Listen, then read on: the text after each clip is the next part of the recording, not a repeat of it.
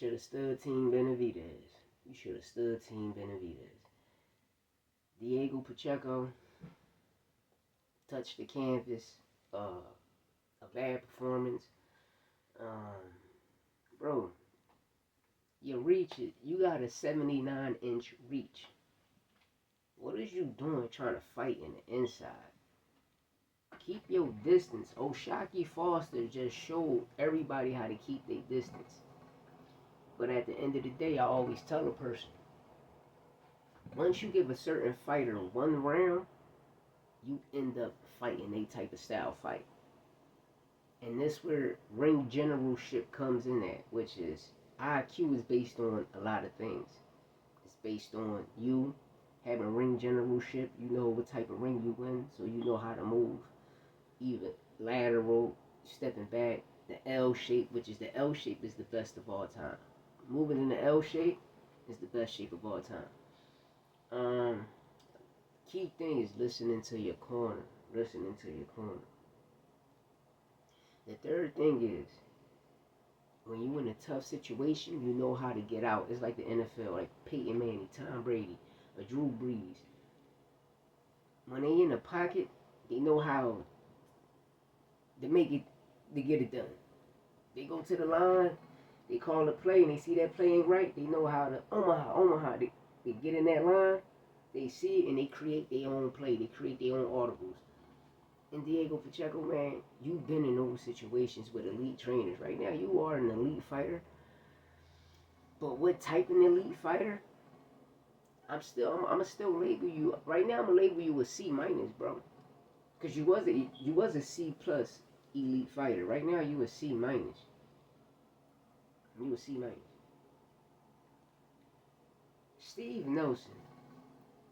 This ain't no disrespect. Steve Nelson is a better brawler than the person you just was fighting. You need to go back to the drawing board. But besides that, enough for him.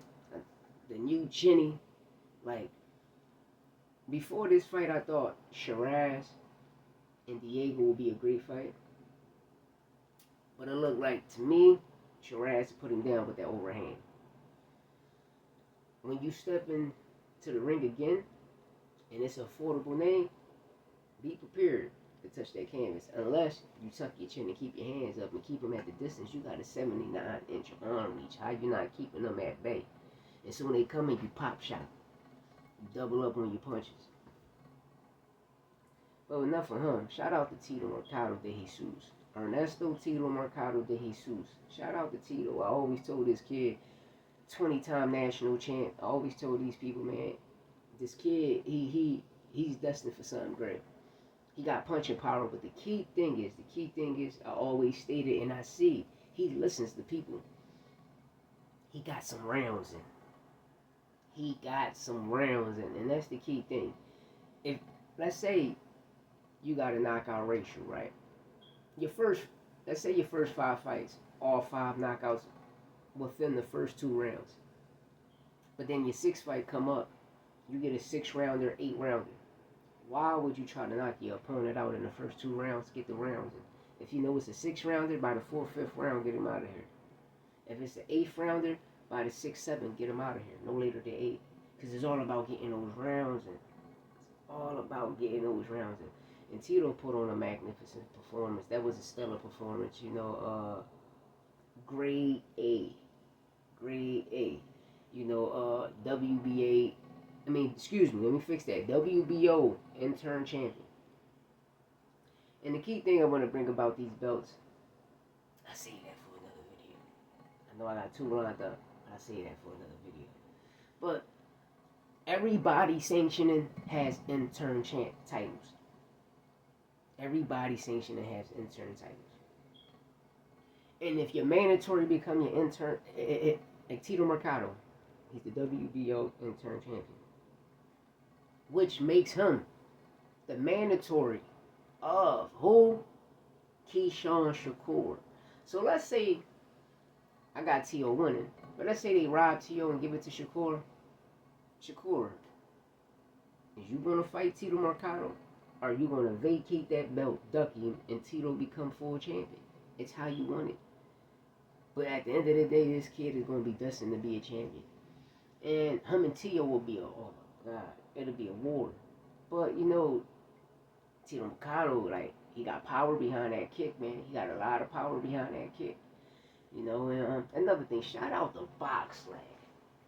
Shout out to Boxlab. Yo, cause that's what I was watching all day yesterday was all Boxlab, Caribbean Royale, all fights, yo, all southpaws.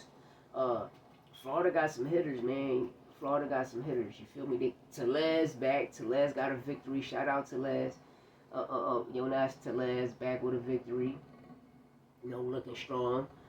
Signed the Boxlab. But at the end of the day, man, you know, I really was tuned in to see Killer Gomes. You know, the guy loved Killer Gomes, so hopefully the next fight, Killer Gomes will be main event. Roberto Raul Rivera need to be main event in his next bout because that kid is super duper special. But shout out to Boxlab, all great fights. Oh, listen, man, they got a line of hitters, and I would love to see Boxlab create something and go at it. You feel me? To see who's the best in Florida. But Boxlab loaded. But at the end of the day, enough for me. Let me know what you think in the comments. Hit that subscribe button. Let me know what you think about Diego Pacheco. I think leaving Team Benavidez damaged you slightly, bro. Damaged you, not slightly, a lot. Look, you became chinny. You became chinny. Let me know what you think in the comments. Shout out to Tito Mercado. Shout out to Boxlab. And it's just like that. Hit that subscribe button. Go to Santos Boxing. Hit that subscribe button. And we up on out of here. Dollar.